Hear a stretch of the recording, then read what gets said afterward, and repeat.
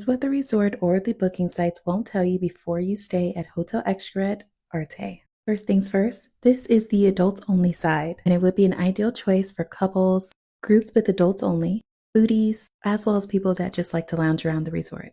This resort won't be a good fit for people who are traveling with family or young kids, or people who are traveling strictly for nightlife and partying. The best time of the year to go is going to be November through April, when there's fewer crowds, lower sargassum on the beach, as well as mild temperatures.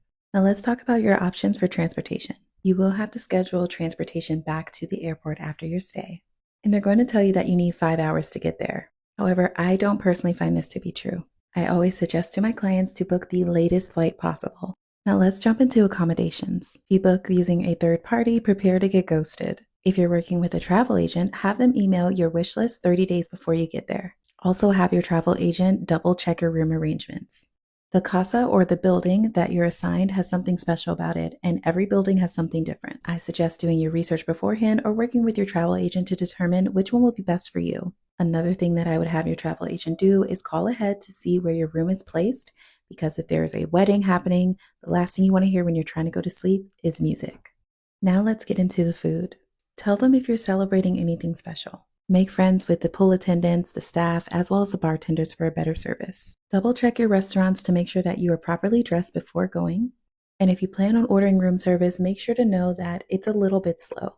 If you're staying on a Friday, definitely check out the seafood night at the buffet. And if you can, try to eat at more than one place. It's so worth it. And while there's not a lot of quick bites or snacks that you can just grab and go, you can always go to the buffet. They will have grab and go bags available for you. Favorite place for lunch is Las Playas. For dinner, I highly recommend checking out Las Cuevas. Now let's talk about some things you can do while at the resort. You will absolutely get lost. Prepare for your trip beforehand by downloading the app and checking out the map. And prepare to still get lost. And you'll want to make sure that you pack properly. I suggest water shoes and plenty of swimsuits. And it will be helpful to bring a waterproof cell phone case. Prepare for the pools to be closed by 6 p.m. every day. But there are other things to do, like exploring the resort or taking a workshop. Side note, the workshops sometimes include a free souvenir. And if you're trying to get a day bed, make sure to get that reservation in early. This also goes for paddleboarding as well as the kayaking. And if you are a big drinker, let the bartender make you something special. You'll be pleasantly surprised. Also, bring a Yeti or a Stanley cup to keep your drinks nice and cool. I would also make sure to bring my own medications like Advil and things to settle an upset stomach. And if you're really sensitive, take a pre and probiotic before your trip. Also know that you can't do it all in one trip. And when it comes to this resort, bags are not the only thing that you can overpack.